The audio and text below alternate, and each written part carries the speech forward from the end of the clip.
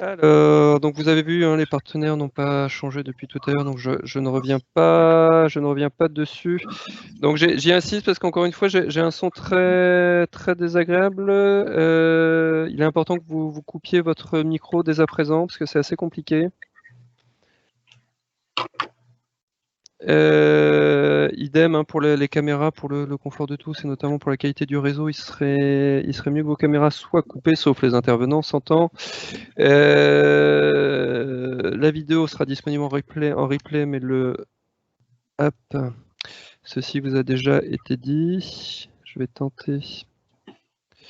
Hop, est-ce que j'arrive à passer à la slide suivante? Voilà. Tac. Si vous êtes architecte notamment et que vous souhaitez une attestation de présence pour vos heures de formation, ben, n'hésitez pas à en faire part à Lison, à Envirobat Grand Est, ou sinon vous pouvez également laisser votre adresse mail dans le fil de discussion.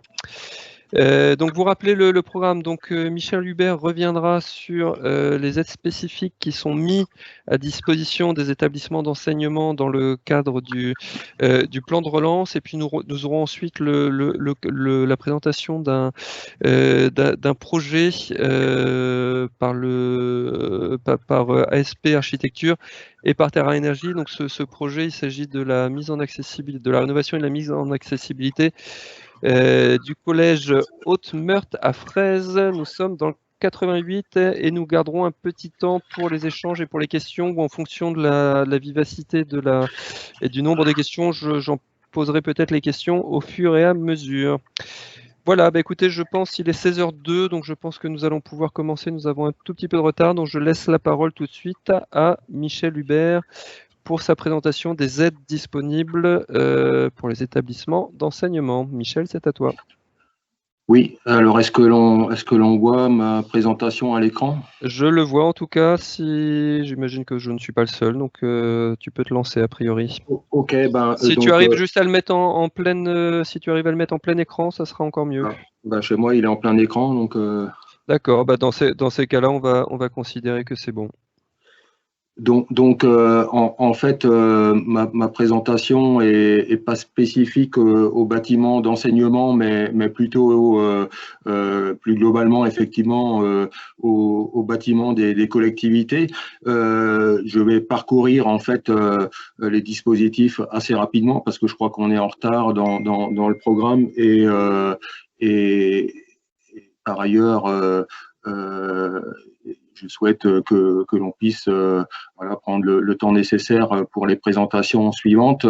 Donc, de plus, voilà, je ne suis pas un expert sur les différents dispositifs hein, et je vous renverrai ensuite vers les administrations et vers les organismes qui sont véritablement instructeurs de ces aides pour en savoir plus. Et donc, ce qui me paraît important, c'est surtout que vous ayez le document et de passer rapidement en revue les différents dispositifs. Hein. Vous indiquez aussi en intro que voilà, il existe des kits à la fois nationaux et régionaux vers lesquels vous pouvez vous tourner pour en savoir plus, en particulier un kit national sur le site du ministère de la Transition écologique qui s'appelle une boîte à outils pour les élus sur la transition écologique. Et au niveau régional, ben, c'est surtout effectivement l'information régionale qui est mise à disposition par l'ADEME et la région Grand Est hein, dans le cadre du programme Climaction que vous connaissez peut-être, sur lequel on reviendra rapidement.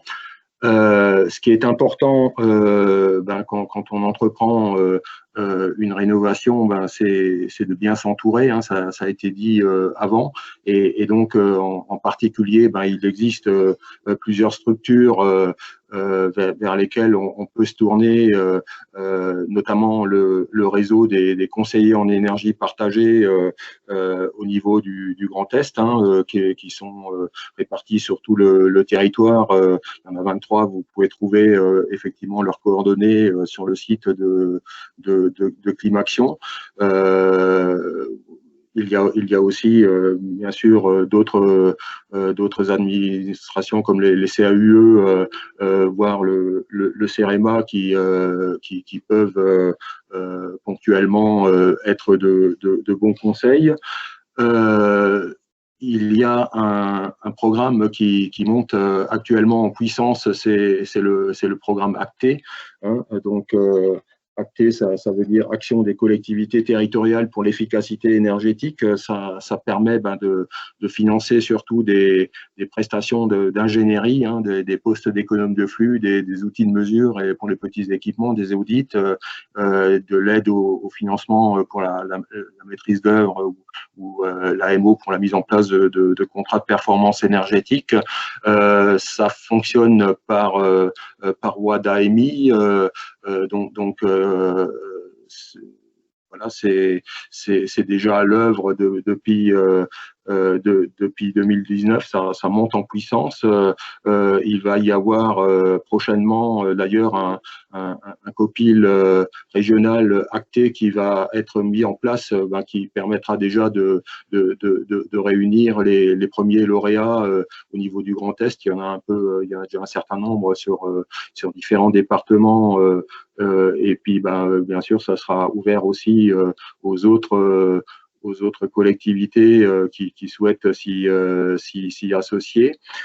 De manière générale, effectivement, il y a la question de la mobilisation des certificats d'économie qui se pose, qui revêt souvent effectivement d'une certaine complexité administrative et ça peut freiner voilà, certains acteurs, certaines collectivités de s'emparer du dispositif. Donc il faut savoir qu'il y a différents outils que vous pouvez mobiliser, qui sont offerts soit par l'ADEME, soit par le réseau Amorce, et plus spécifiquement effectivement au niveau du Grand Est, vous avez aussi la SEM Octave, hein, qui a été développée par l'ADEME et la région, plutôt pour développer bien sûr la rénovation performante des logements, mais il faut savoir que la SEM Octave propose aussi voilà, une prestation pour valoriser les C2E pour les travaux des collectivités. Donc vous avez tous les liens utiles là sur la diapo pour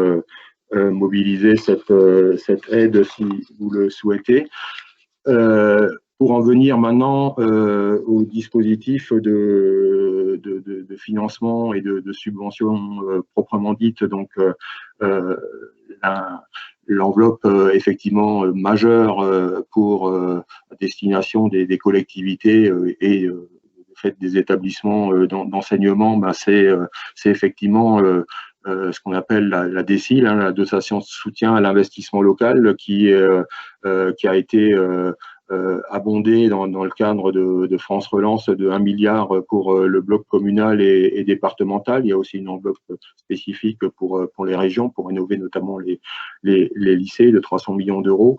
Donc là, effectivement, je pense que l'essentiel de la DSIL relance a peut-être déjà été mobilisé, mais voilà, au-delà de la DSIL relance, il restera la DSIL, on va dire, ordinaire, qui continuera à vivre sa vie. Et donc, pour voilà, les collectivités qui ne seraient pas encore au courant, là, le guichet, effectivement, ce sont les préfectures et les sous-préfectures. Cette DSIL s'articule parfois avec d'autres aides de l'État, la DETR, la dotation d'équipement des territoires ruraux, et pour les départements, il y a l'équivalent qui s'appelle la DSID. Hein. Donc voilà, je vous invite à vous rapprocher de vos préfectures, sous-préfectures, DTT, si vous voulez en savoir davantage sur la DSIL. Le dispositif Climaction, donc lui, effectivement, c'est un dispositif qui est pérenne hors plan de relance, mais qui peut bien sûr s'articuler avec les aides du plan de relance, et en tout cas, c'est c'est très intéressant puisque voilà, ça permet en particulier d'accompagner les travaux de rénovation ambitieux, hein, donc de type rénovation BBC ou BBC par étape. Donc là, vous avez tous les éléments pour ceux qui ne connaîtraient pas encore ce dispositif. Il y a aussi les dispositifs de la Banque des territoires qui sont de deux ordres. Hein. D'une part, effectivement, le dispositif de Intracting, qui est un dispositif financier innovant qui consiste à permettre d'accompagner des travaux de performance énergétique qui génèrent des temps de retour sur investissement inférieurs à 13 ans. Donc, l'idée, c'est effectivement voilà, une espèce d'avance remboursable sur les économies d'énergie futures. Et les autres dispositifs, c'est des prêts. Ce qui est intéressant effectivement de signaler que là, pour le coup, il y a un dispositif qui s'appelle l'EduPrêt, qui est un dispositif spécifique pour les bâtiments scolaires de la crèche à l'université. Donc voilà, comme on est dans le groupe bâtiment d'éducation, c'est vraiment un dispositif spécifique auquel vous pouvez prétendre, et donc je vous invite à vous rapprocher de la référente régionale de la Banque des territoires qui s'appelle Virginie Marion en région Grand Est, si vous voulez en savoir davantage. Il peut aussi y avoir d'autres aides, soit dans le cadre de l'ANRU, soit dans le cadre voilà, de dispositifs portés par l'Agence nationale de la cohésion des territoires et de programmes spécifiques comme Petite Ville de demain, des aides européennes, des aides locales portées par voilà, les collectivités, les EPCI proprement dit. Il existe un site qui s'appelle Aide Territoire qui est censé voilà, collationner l'ensemble des dispositifs. Alors c'est malheureusement peut-être pas toujours à jour parce que c'est aux acteurs eux-mêmes de nourrir ce site internet, mais enfin c'est intéressant à connaître.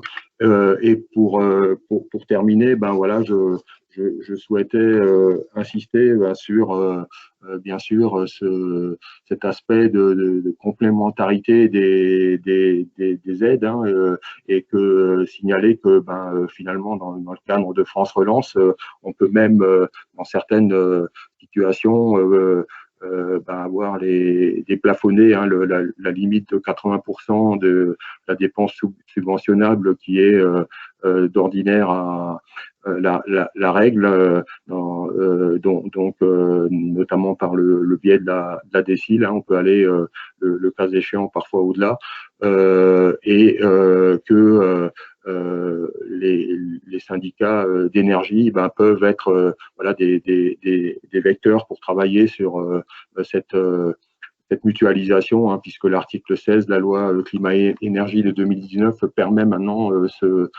ces formes de mutualisation sous l'égide de ces syndicats d'énergie. Voilà ce que je voulais rapidement évoquer, et donc je suis à votre disposition s'il y a des questions tout de suite ou plus tard. Merci Michel. Pas de questions pour l'instant dans le fil de discussion, donc je vais laisser tout de suite la parole à Antoine Pagnoux et à Vincent Pierret pour leur propre présentation. Messieurs, je vous laisse la parole. Ok, alors je vais partager la présentation.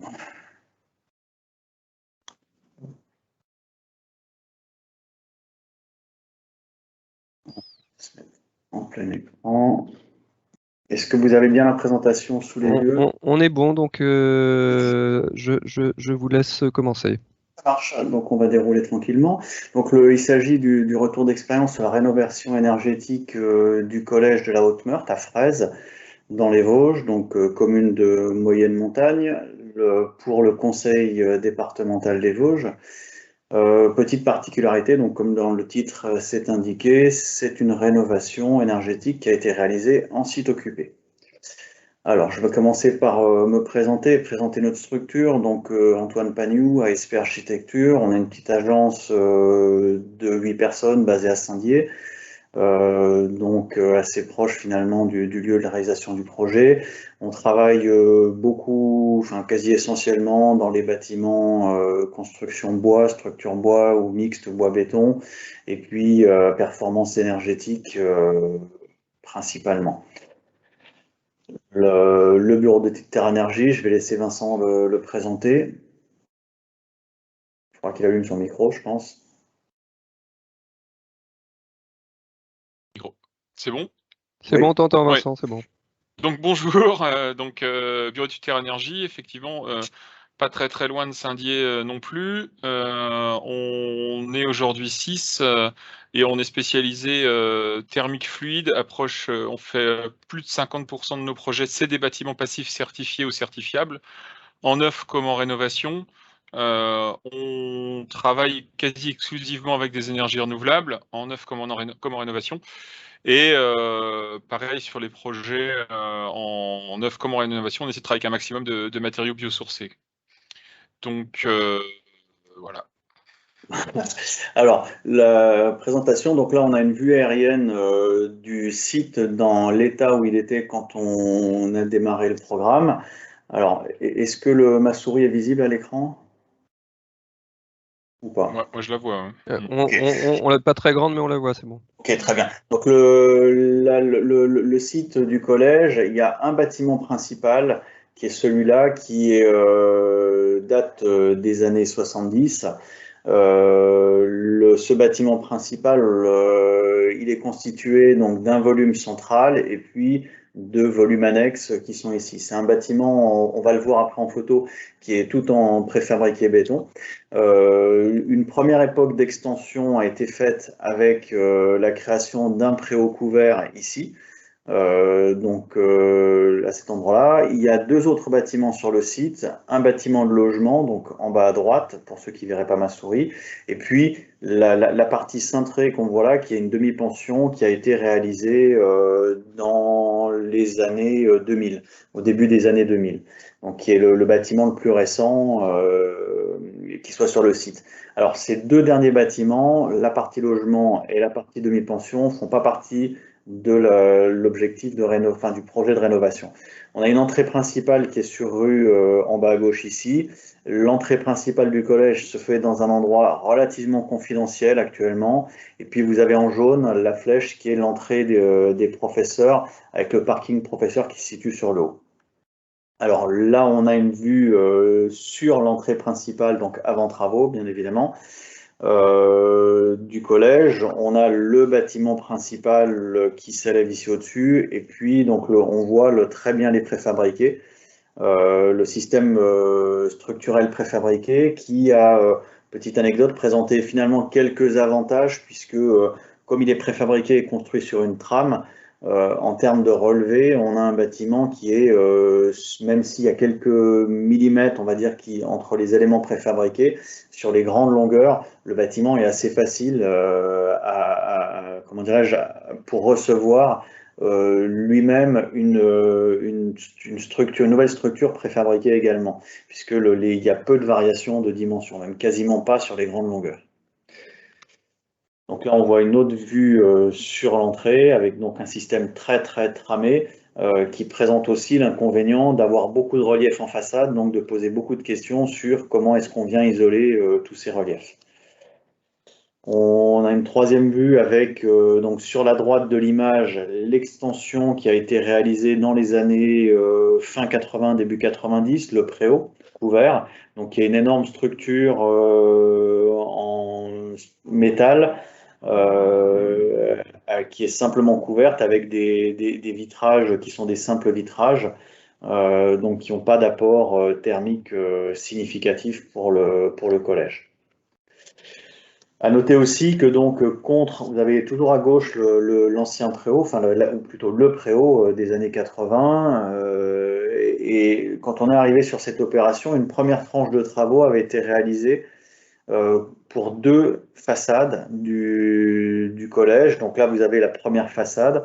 Donc pour des raisons budgétaires, a priori, le projet avait été découpé en 2.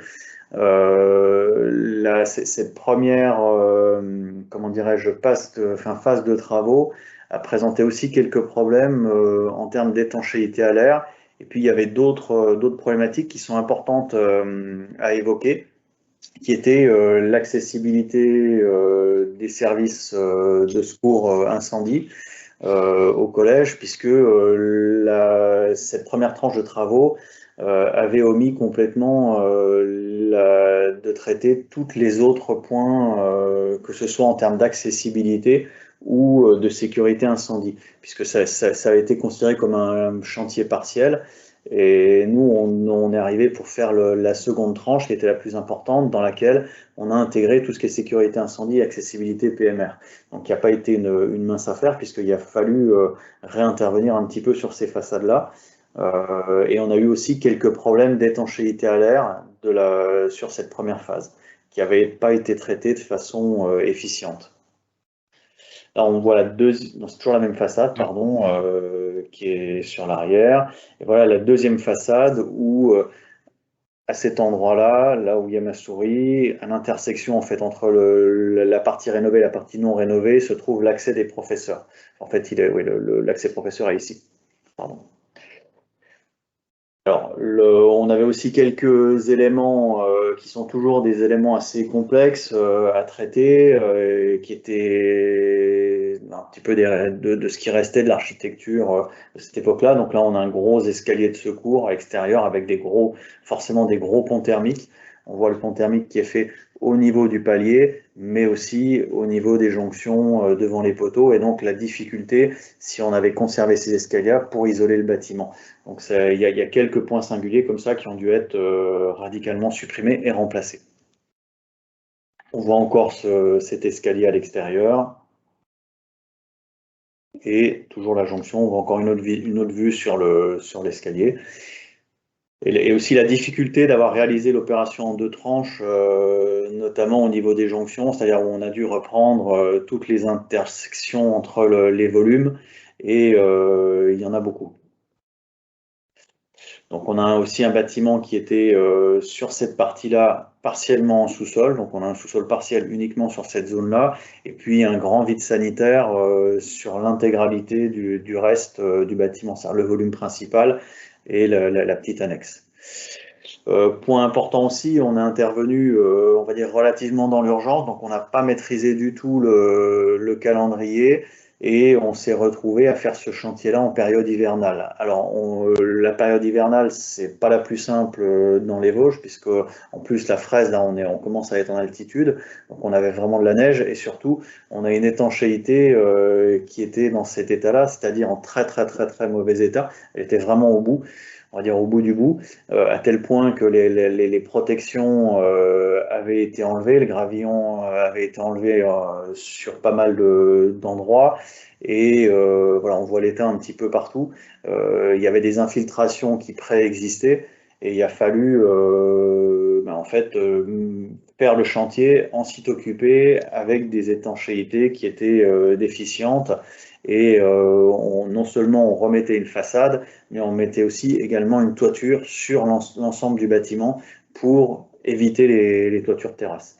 Alors là, vous avez une axonométrie du bâtiment avant intervention, et on a la même du bâtiment après intervention, c'est-à-dire du projet, où on voit bien, je remets avant intervention, avec tous les éléments en toiture qui dépassent et qui servent à faire la ventilation, les façades dans l'état actuel avec leur tramage, et l'ensemble une fois rénové. Avec un petit marquage, je pense que c'est important aussi, on a travaillé sur l'entrée, on va le voir après sur les photos.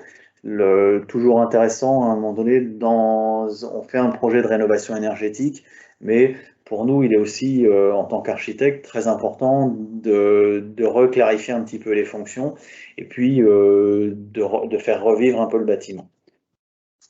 Pardon. Sur les deux façades arrière du bâtiment, donc vous avez en premier plan les façades qui avaient été rénovées, donc de la première tranche, le préau qui est sur le préau fermé qui est sur la gauche, et le projet. Donc sur le même principe, donc on a essayé de conserver le début d'écriture architecturale qui avait été fait sur donc toujours avant le projet et après projet. Donc on a essayé de conserver l'écriture architecturale qui avait été proposée sur les deux premières façades et de la réinterpréter de façon un peu plus légère, un peu moins tramée sur le reste du bâtiment. Je vais peut-être faire quelques petits points, Antoine, pendant que tu as cette vue là, juste avant. Là. Tu Là, peux revenir sur la vue. Encore avant. La vue était d'origine. Voilà. Alors, dans ce bâtiment-là, on a fait un test d'étanchéité à l'air en phase diagnostique pour essayer d'identifier les origines des fuites, puis surtout connaître le niveau de base parce que l'idée, assez rapidement, à cette taille de bâtiment, a été d'aller vers une rénovation EnerFit, c'est-à-dire un besoin de chauffage inférieur à 25 kWh par mètre carré selon PHPP base 20 degrés intérieur, et une étanchéité à l'air meilleure qu'un N50 de 1 volume par heure. Et donc, on a réalisé le test et on a découvert des fuites absolument gigantesques pour un résultat final pas si horrible que ça. On était aux alentours d'un N50 de 4, enfin pas si horrible par rapport à ce qu'on peut trouver sur des bâtiments plus petits. Et en fait, on a détecté essentiellement ici ce qu'on voit. Ah non, vous ne voyez pas ma souris. Antoine, tu peux montrer les conduits qu'il y avait d'origine sur le bâtiment existant. Voilà, on a trouvé, en fait, là, il y avait une simple flux qui a été posée assez récemment, et surtout de part et d'autre, il y a deux énormes conduits de 2 mètres carrés de section, qui étaient en fait des désenfumages naturels, qui aboutissaient à l'intérieur du bâtiment, sans aucun clapet, sans aucune grille. En fait, c'était complètement ouvert sur l'extérieur. Et ça, plus les menuiseries, je ne sais pas si on avait des photos des menuiseries d'origine, mais les menuiseries d'origine, pour la plupart, c'était du simple vitrage sur châssis bois, quasiment avec plus de joints, c'est-à-dire on va en voir il y a des photos de travaux. Une inétanchéité complète. Et en fait, tout ça, finalement, on y a été un peu, je dis pas la fleur au fusil, mais on avait trouvé des tellement grosses fuites qu'on s'est dit que ça allait être très facile d'atteindre un N50 de 1 et la suite au prochain numéro.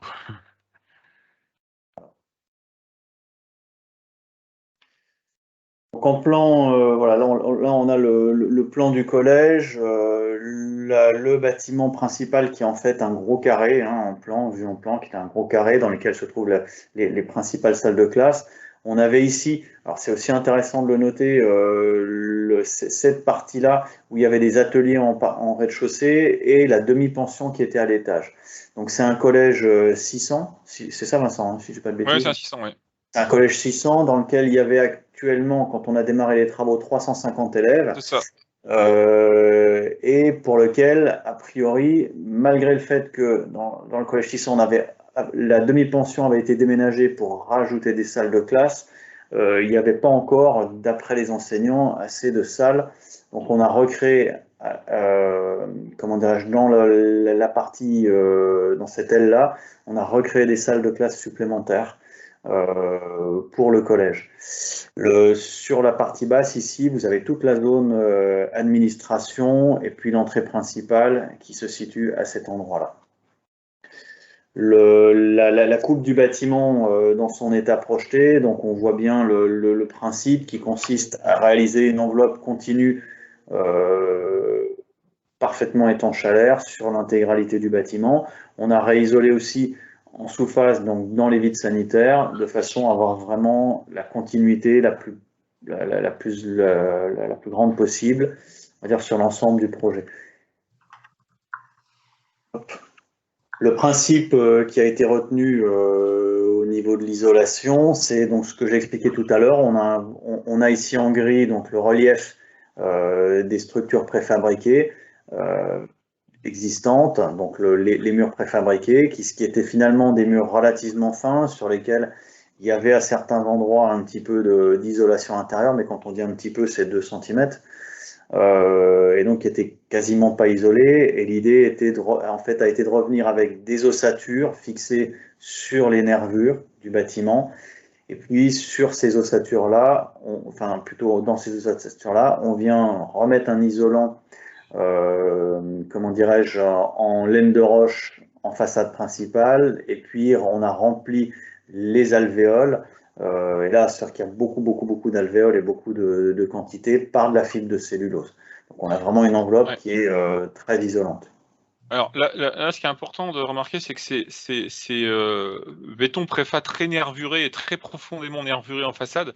C'est vraiment pas des cadeaux parce que d'un point de vue isolation, si on n'avait pas eu des dalles béton partout qui nous auraient créé énormément de fonds thermiques, ça aurait été presque plus intéressant d'isoler par l'intérieur que par l'extérieur.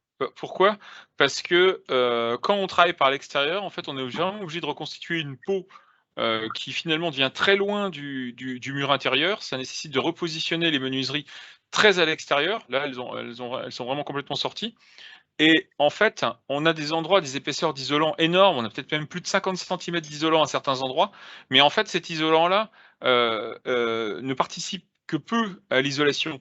Parce qu'en fait, ce qui compte, c'est c'est la perpendiculaire aux isothermes. Et à cause de toutes ces nervures, grosso modo, dès qu'on est, on est 10 cm, de 10 cm à l'intérieur des nervures, l'isolant contribue presque plus à l'isolation du bâtiment. Alors, je ne sais pas si je me fais bien comprendre. Voilà. Ouais, Antoine, parcours le contour. En fait, notre isolant efficace, il est à peu près celui qui est au plus fin, quoi. Il n'est pas loin d'être celui qui est au plus fin.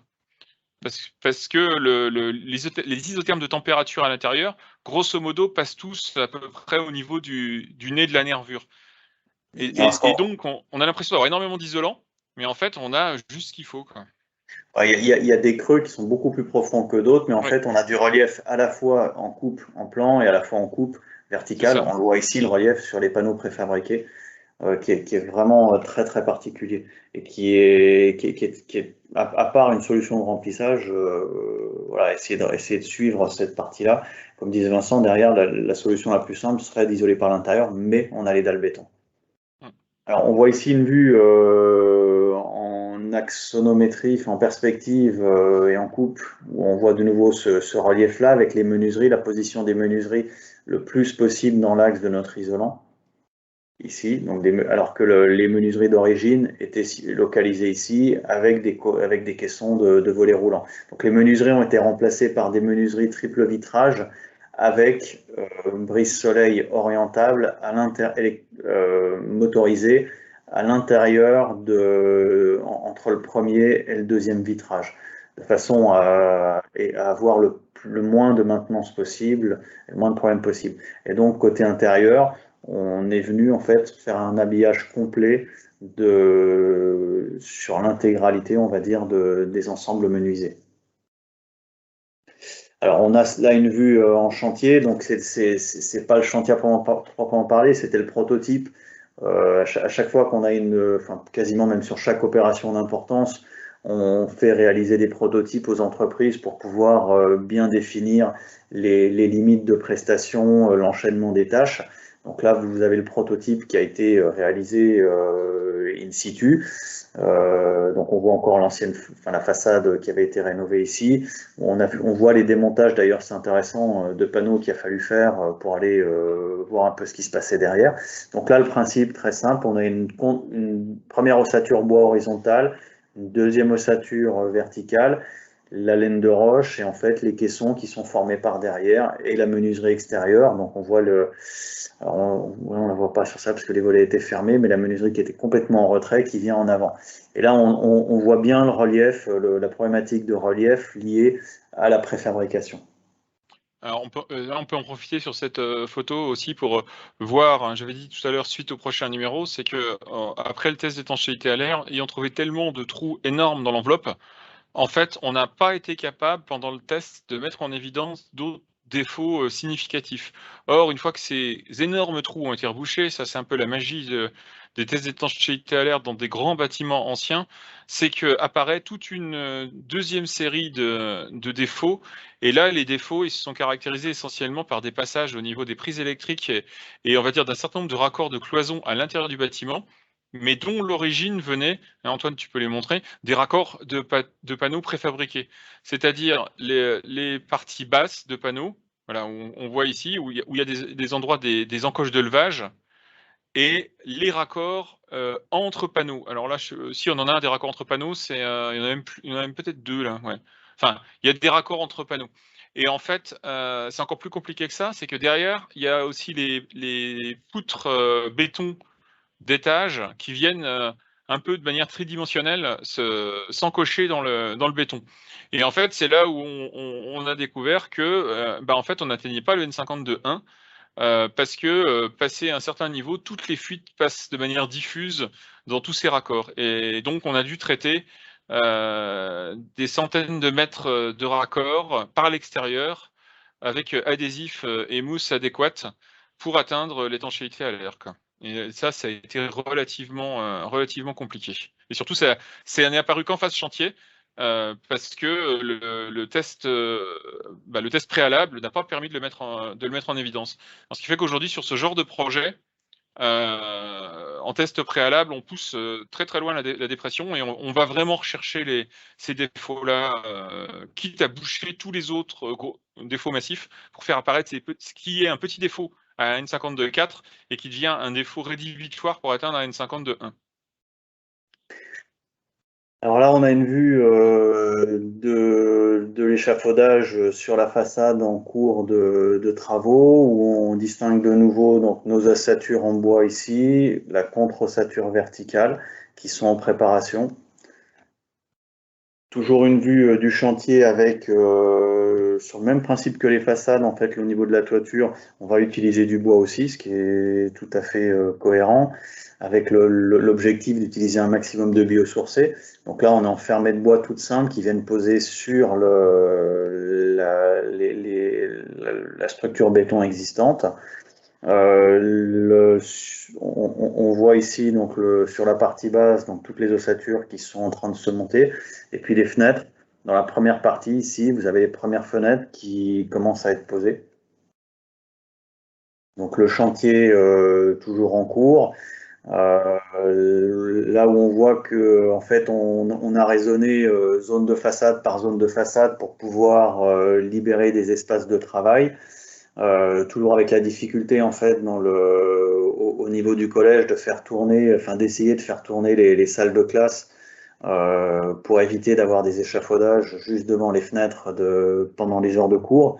Donc évidemment ça a nécessité au-delà des problèmes d'infiltration d'eau liés à l'étanchéité défaillante préexistante, ça a nécessité de travailler assez étroitement avec le principal du collège et d'être beaucoup présent et beaucoup dans la discussion avec eux. C'est toujours pour qu'on rénove une maison individuelle avec des gens qui habitent ou un collège.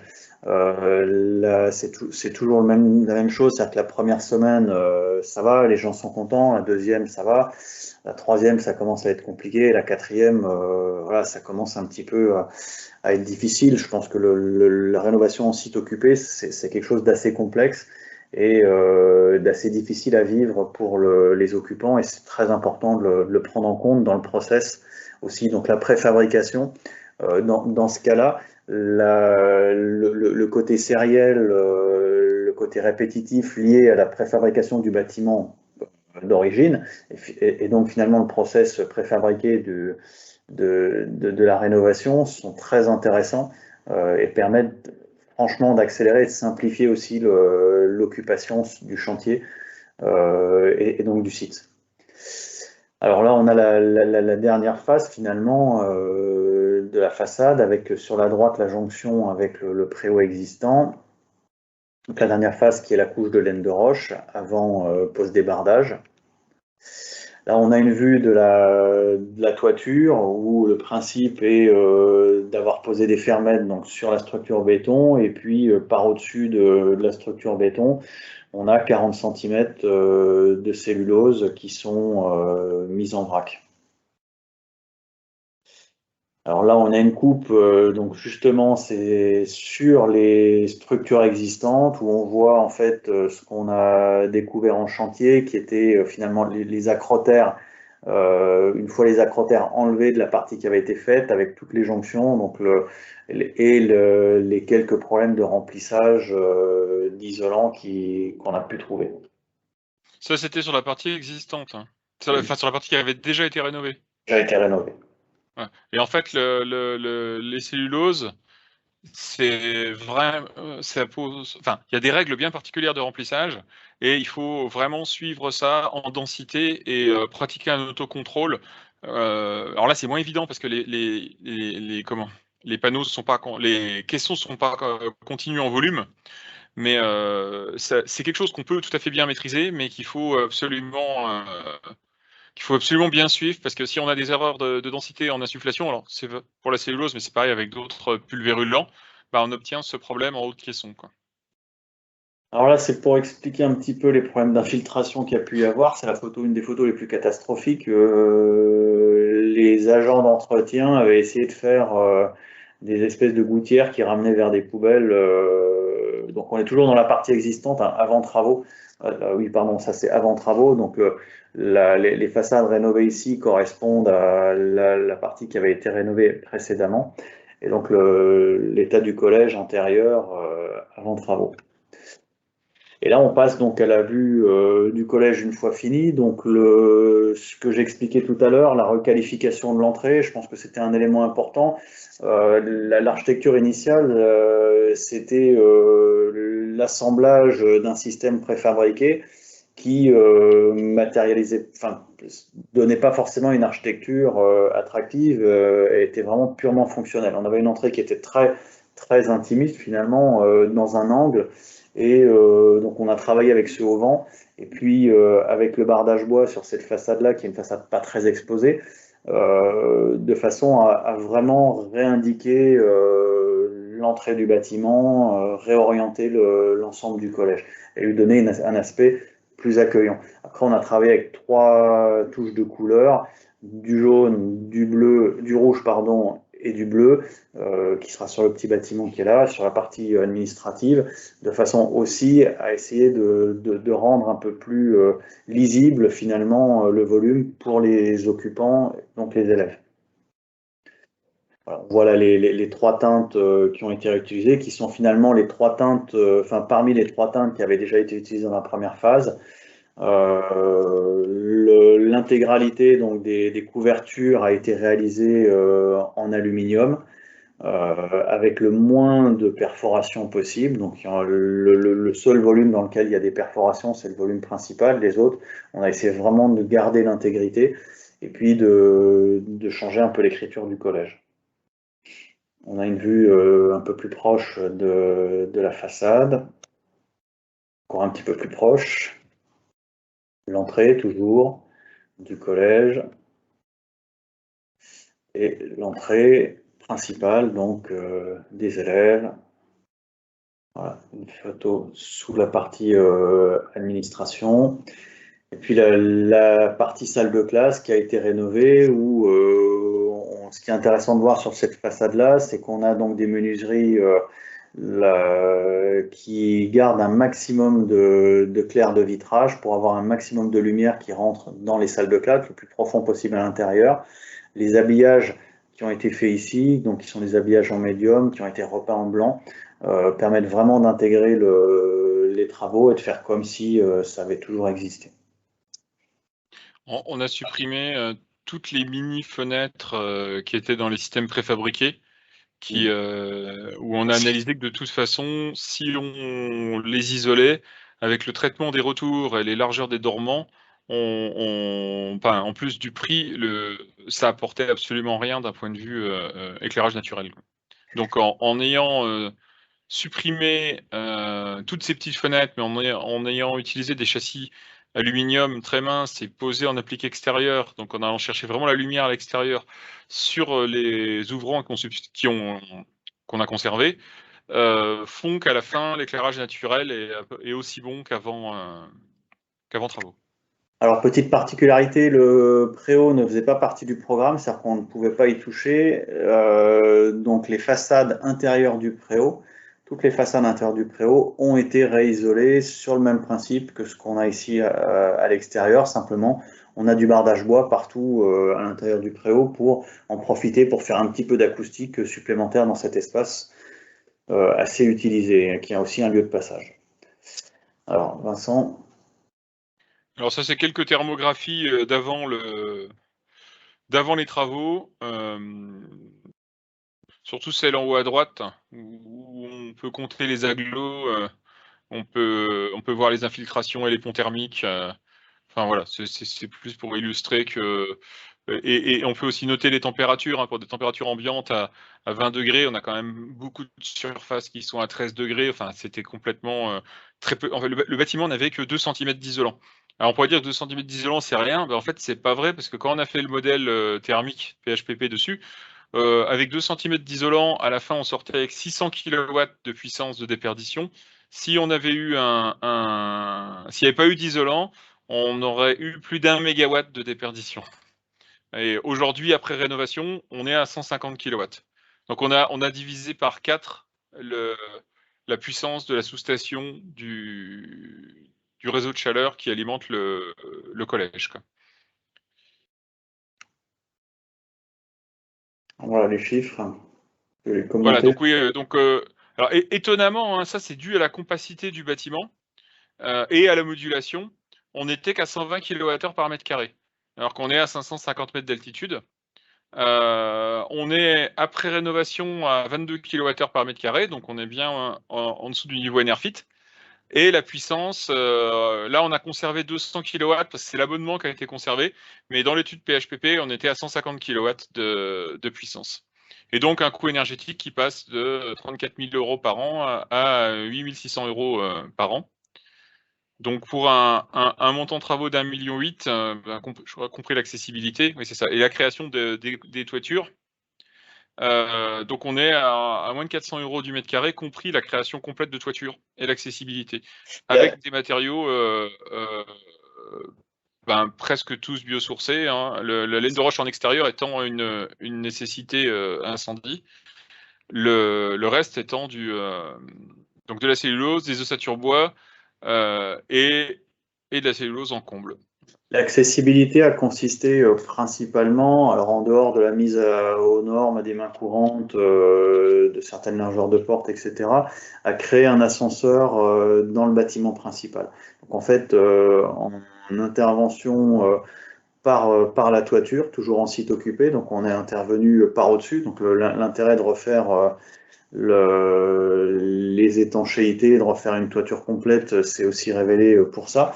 On a recréé une cage d'ascenseur en plein milieu du bâtiment central sur R+2.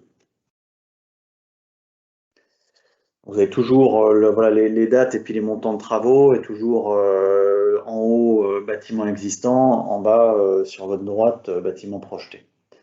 Donc c'est vrai que c'est un projet qui a été réalisé maintenant il y a presque 4 ans. Plus, ouais. 4 ans, ouais. Voilà pour l'ensemble de la présentation. Il y a un point qu'on n'a pas trop vu parce qu'on n'a pas été bon, c'est-à-dire qu'on a fait peu de photos, c'est la mise en place de la double flux. En fait, le bâtiment était équipé d'une simple flux sur les sanitaires, et on a installé en rénovation, parce que on en avait la place grâce à des grandes cages d'escalier, on a installé toute la double flux en rénovation, en retraversant toutes les circulations, en allant rechercher chacune des salles, en insufflation et en reprise, pour pouvoir faire une rénovation Enerfit. Par contre, on ne va pas trop insister sur les images parce qu'on n'en a pas beaucoup. Donc là, on a une petite dizaine de minutes jusqu'à 17 h pour les questions. Dialoguer. Merci à tous les deux. Merci en plus d'avoir tenu les délais de manière assez remarquable. Alors, pour l'instant, on a 2 remarques. La première, celle de Nathalie Delarcher qui nous dit « Le conseil départemental 67 a rénové le collège de Benfeld en réno BBC, réalisé en tranche et fini en 2015. Une performance qualitative aussi attachée à conseiller architecture et réno de qualité harmonieuse avec extension. » Je ne sais pas si ça appelle un commentaire de votre part. J'imagine que l'objectif était de signaler une autre opération. Alors, une question un peu plus là pour le coup, une question, mais peut-être un peu plus large, que je trouve intéressant dans le fond, raison pour laquelle je le cite. Dans le cadre du pacte de Cahors, donc j'imagine qu'il s'agissait d'une rencontre politique réunissant les présidents de conseils départementaux. Donc, dans le cadre de ce pacte, les présidents des conseils départementaux ont signé un accord concernant la réduction des dépenses de fonctionnement des sites gérés par les départements. Or, les nouvelles prescriptions en matière d'économie d'énergie augmentent significativement les coûts d'exploitation des bâtiments avec des contrats de maintenance de plus en plus nombreux. Ne trouvez pas que cela est un paradoxe? Qu'en pensez-vous? Je trouve que la question est bonne parce qu'on pense souvent qu'un bâtiment avec régulation, c'est clé en main et puis que derrière il va tourner tout seul. Alors c'est plutôt l'inverse souvent. Je ne sais pas ce que vous en pensez vous de votre côté. C'est quelque part, si je veux être polémique, c'est toute la différence entre le BBC et le passif, c'est-à-dire entre une approche où on va surisoler, mais on va conserver énormément de problèmes de points singuliers. On va essayer d'aller faire de la régulation cuisine fine en débit de ventilation, en éclairage, en secteur chauffé, en planning de salle, en commande électrique par salle, enfin tout ce qu'on peut imaginer. Ou en gros, le mythe de penser que parce qu'on a mis une GTC, qu'on a informatisé le problème va se résoudre. Voilà. Et l'approche passive, en fait, c'est une approche de physique du bâtiment où le principe est que plus le bâtiment va être autonome vis-à-vis de l'extérieur, plus il va gérer son confort en grande partie par lui-même. Donc on crée une enveloppe très performante sur le bâtiment et il ne faut pas avoir peur de créer cette enveloppe. En faisant ça, on traite la plupart des points singuliers. Et on a vu que l'approche passive va dans le même sens que la pérennité du bâtiment. Là, ça va passer par recréer des toitures, mais c'est aussi pour pouvoir envelopper complètement le bâtiment. On change les menuiseries. À chaque fois qu'on change les menuiseries, on traite la protection solaire avec les menuiseries. Parce que si on ne traite pas la protection solaire, ça devient un bâtiment non isolé qui est bof en confort d'été. Si une fois qu'il est isolé, si on ne traite pas parfaitement les protections solaires, ça devient une catastrophe. Là, il n'y a aucun équivoque là-dedans. Ensuite, la ventilation, parce que nos bâtiments scolaires, aujourd'hui, pour la plupart, ne sont pas ventilés. C'est aussi simple que ça. Le Covid est aussi passé par là. Donc aujourd'hui, ça devient un vrai sujet. Et la seule ventilation qui permet d'assurer des débits corrects pour assurer de la qualité d'air et du confort d'été, c'est la ventilation double flux. Donc, on réinstalle de la double flux. Donc, pour l'instant, on fait que, j'allais dire, de la mécanique, de l'enveloppe thermique des menuiseries et des gros tuyaux de ventilation. Mais derrière, on essaye d'avoir les régulations les plus simples. Donc, sur ce bâtiment-là, on avait 3 circuits qui correspondaient à peu près à des orientations. On a juste remis en état les circuits de chauffage, on a mis des vannes thermostatiques sur des radiateurs, on a enlevé, je crois, les 3/4 des radiateurs qui étaient plus utiles, on a remplacé des vieux convecteurs, enfin, on a fait un jeu, on a pris les radiateurs dans les nouvelles salles, on les a remis dans les anciennes pour enlever les convecteurs. On a changé les pompes, point à la ligne. Et la régulation, elle est tout simplement le matin, on est en température, on remonte à 7h30 à 20 degrés de consigne et on coupe à 15h30. Et tout le bâtiment est géré de la même façon, les vannes thermostatiques terminant à la fin, quoi. Antoine, vous souhaitez préciser, apporter des éléments? Non, je pense que Vincent a été très clair et très exhaustif. Mais Michel, je vois que tu as remis ta caméra, tu souhaites intervenir sur ce point en particulier? Oui, tout à fait, parce que sur les aspects, je dirais, administratifs et articulation des politiques publiques, c'est évidemment une interpellation qui m'intéresse et que qui me paraît tout à fait pertinente et que j'aimerais bien relayer à la mission de coordination interministérielle qui fait l'interface entre notre administration centrale et le cabinet de la ministre. Donc, j'invite Monsieur Bossamaï, je ne sais pas si je prononce bien, qui a posé la problématique de me transmettre le cas échéant un argumentaire un peu plus précis, s'il peut le faire, voilà, avec des éléments un peu chiffrés sur les augmentations de coûts des contrats, etc. Bon, si c'est pas le cas, je peux déjà relayer voilà, le sujet comme ça, mais si en plus il pouvait me fournir un petit argumentaire un peu plus détaillé, je pense que ça serait nickel, et donc oui, je veux bien le relayer. Le fait est de mon côté, enfin, je suis quand même obligé de constater que du côté de l'AQC, beaucoup de nos ouvrages se terminent ou commencent par penser à la maintenance, penser à l'exploitation maintenance. On l'a vu à travers les différents exemples que j'ai cités en amont, hein, sur le photovoltaïque, sur la végétalisation, etc. Donc c'est vrai que c'est un sujet. Après, la manière dont cette maintenance est réalisée, est-ce qu'elle est internalisée, est-ce qu'elle est externalisée, ça je ne sais pas, mais c'est vrai qu'on le répète de manière régulière sur beaucoup de sujets. A priori, j'ai pas d'autres questions dans les médias. Alors moi, il y avait quand même un sujet, sauf s'il y a des choses que vous souhaitez ajouter, messieurs. Il y avait quand même un sujet sur le fait qu'on soit sur une rénovation en site occupé. Est-ce que ça a fortement contraint certains de vos choix en termes de rénovation? Est-ce qu'il y a des choses que vous auriez franchement fait différemment? Donc on l'a vu pour la préfabrication, mais est-ce que la préfabrication, vous auriez recouru de toute façon? Et est-ce qu'il y a des choses que vous auriez franchement fait différemment si vous n'aviez pas été en site occupé? Dans la conception du bâtiment, je pense pas, parce que la préfabrication, de toute façon, c'est quand même la solution de travail d'avenir, que ce soit en bâtiment neuf ou en rénovation. Donc dès qu'on peut l'appliquer, on l'applique. Après, ce qui aurait été différent, c'est on aurait été plus à l'aise sur le chantier, donc plus rapide, et moins contraint par comment dirais-je, la fragmentation du chantier. Voilà, et il n'y a que ça qui aurait pu changer. Donc sur le calendrier organisationnel, sinon. Oui, oui. Vincent? Non, je pense qu'il n'y aurait pas grand-chose qui aurait changé. Par contre, c'est le confort clairement, c'est le confort de travail qui aurait été là, le passage des doubles flux en site occupé, ça a dû découper toutes les interventions, quoi. Donc bon, après, on a été aidé quand même par le fait que le collège n'était pas plein comme à neuf, hein, pour pas dire qu'il était à moitié vide. Donc ça a aidé dans les opérations. Mais oui, éventuellement, si j'avais un sujet à ajouter là-dessus, qui se veut polémique, mais je pense que c'est des choses dont il faut qu'on parle dans le cadre de la transition. Aujourd'hui, on travaille de plus en plus sur des bâtiments d'enseignement comme ça. Un collège, quand c'est entre guillemets normalement rempli, le taux de remplissage sur base des 8 heures, on va dire, utiles dans la journée, des 8 heures possibles, c'est 55 à 60%. Si on le ramène sur un usage annuel, ça fait 10% du temps où les salles sont occupées. Le problème, c'est quand on commence à descendre en dessous de ça, c'est là où certains reviennent et nous redemandent: «Ah bah oui, mais dans ce cas-là, il va falloir remettre de la régulation. Faudrait qu'on puisse, ne pas utiliser, ne pas chauffer, ne pas ventiler, tout piloter, plein de salles comme ça, moins on les utilise, plus on fait d'économies».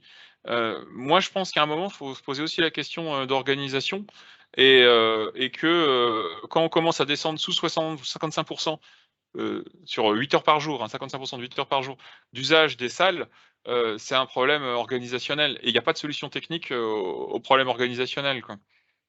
Donc les bâtiments passifs fonctionnent, j'allais dire, d'autant mieux qu'on les utilise.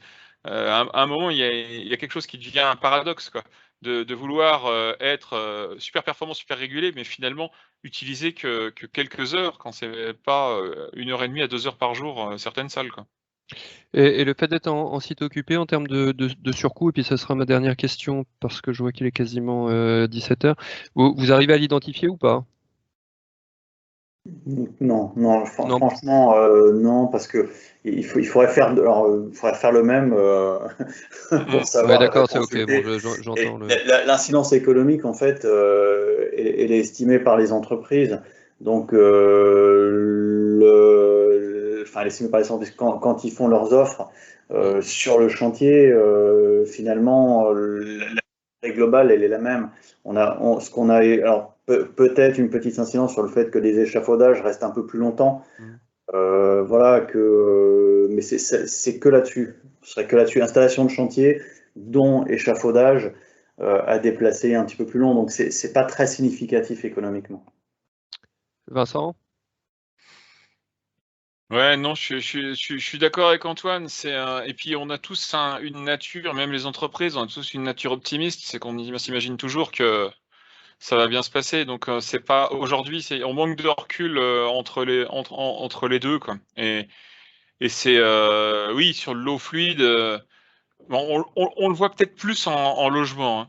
En logement, je sais que sur l'eau fluide, on sait qu'en moyenne, dans un logement, quand on fait une rénovation passive, quand tout va bien, et ça se passe jamais comme ça, le l'eau fluide, il doit intervenir, il doit rentrer 10 fois dans chacun des logements pour intervenir. Et en pratique, c'est pas 10, ça doit être 15 ou 16 parce qu'à chaque fois, il y a des soucis, quoi. Donc c'est peut-être moins en logement, oui, je pense qu'il y a une grosse différence. En tertiaire, sur un collège comme ça, c'est un peu moins. C'est peut-être pas très significatif, non, je suis d'accord. Une question qui est tombée entre-temps et qui sera là pour le coup vraiment la dernière. Étienne Maire, et qui rejoint l'interrogation qu'on vient d'avoir, Étienne Maire qui demande: y a-t-il un travail de capitalisation sur les rénovations de collèges ou de lycées par les départements et les régions? Alors ça serait mieux d'avoir quelqu'un des départements ou des régions pour le savoir, mais je trouve que la question est bonne, effectivement. Est-ce que d'une manière ou d'une autre, l'expérience acquise est accumulée? Alors, au sein de vos structures, j'imagine que oui, forcément.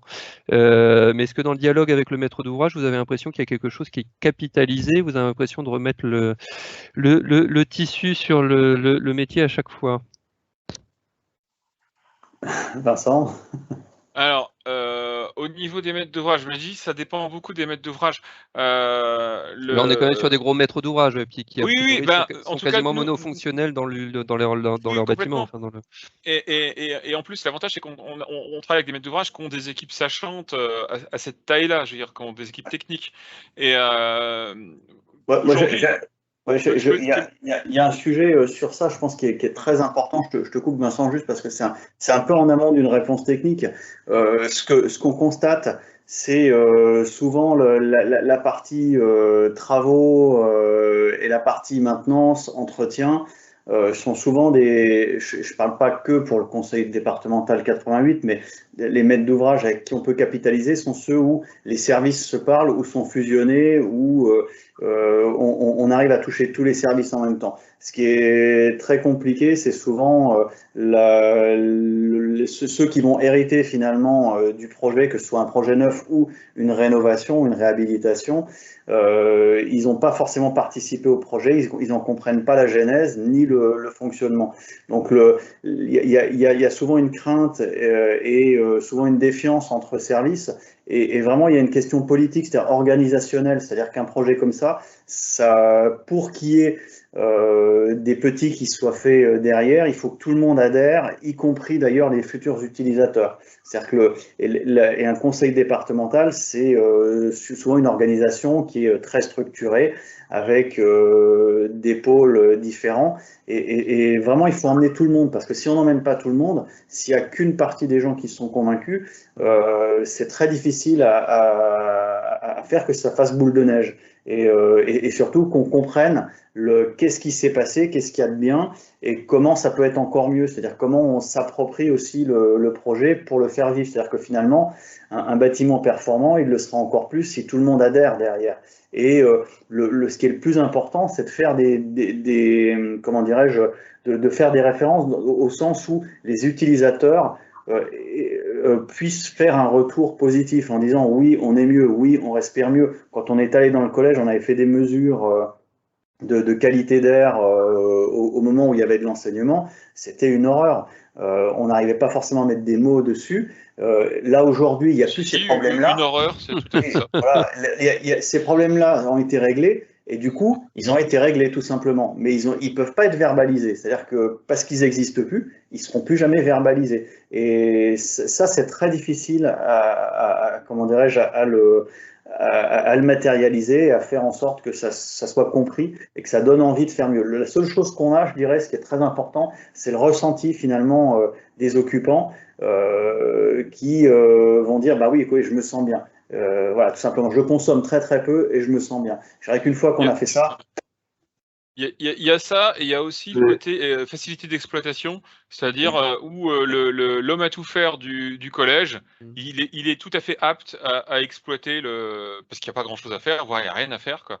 Et c'est normal. C'est un bâtiment passif. Ça a amené à des questions très, très, très simples qui étaient notamment la réduction de l'abonnement, puisque là on est sur une chaufferie collective communale, communale bois.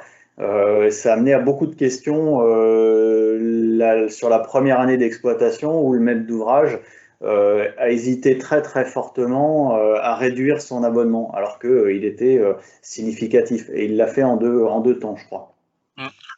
Et pour terminer sur le plutôt positif, du coup, sur les maîtres d'ouvrage qui, entre guillemets, qui s'y mettent et qui ont bien compris la chose, pour moi, de toute façon, ça passe que par la compréhension et l'appropriation du concept du passif, et pas passif RT 2012. Le passif, le vrai, le seul, les bâtiments passifs version Darmstadt, quoi. Passive House. Et là-dessus, donc cette expérience-là de 2017, le conseil départemental de Meurthe-et-Moselle a pris ce virage sur ses collèges neufs et ses rénovations de collèges il y a à peu près à la même époque, c'est-à-dire on va dire il y a 5 ans. Donc où on a fait un collège neuf et au même moment se faisait la rénovation passive d'un collège donc en Meurthe-et-Moselle. Et personnellement, je travaille en AMO sur les mêmes sujets avec anciennement le Bas-Rhin, qui maintenant est la communauté européenne d'Alsace, sur les sujets des nouveaux collèges qui sont des collèges passifs en neuf comme en rénovation. Donc on a attaqué il y a à peu près 2 ans, quoi. Donc aujourd'hui, je dirais Meurthe-et-Moselle et Alsace sont dans cette logique. Alors, pas encore forcément tout à 100%, mais tout ce qui est nouveau rentre dans cette logique. Donc après, j'espère aussi que les autres départements et les autres régions vont aller vers ça. Et pour terminer, parce que ça c'est le plus récent, dans le cadre du plan de relance, on travaille depuis le début de l'année avec l'Université de Lorraine sur la rénovation d'IUT et de grands bâtiments universitaires sur des bases Enerfit. Et avec l'idée, en tout cas moi je milite pour ça, que le niveau Enerfit devienne le nouveau niveau standard de rénovation pour l'université. Genre, une fois que l'université s'y est mis, les collèges s'y mettent, il manque plus que la région sur les lycées. Et là, ça va être difficile de faire autre chose que des rénovations passives dans le Grand Est, quoi. Enfin, c'est ce que je souhaite.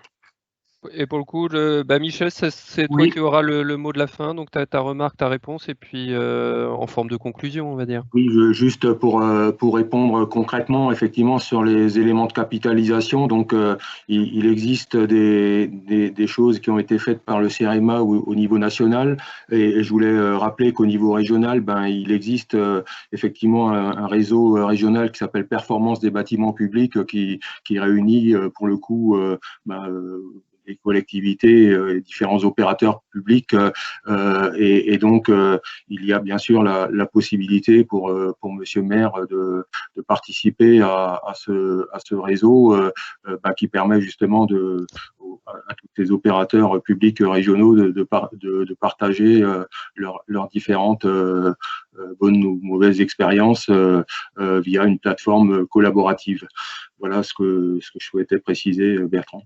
Très bien, écoutez, merci Michel, merci à tous les trois pour vos interventions, merci aux questions qui ont été posées, et puis aux personnes qui sont encore présentes. On en a un peu moins qu'au début, mais c'est aussi le signe qu'il faut savoir terminer une conférence. Voilà, donc je vous souhaite une bonne soirée à tous, et puis à bientôt sur les projets d'une manière ou d'une autre.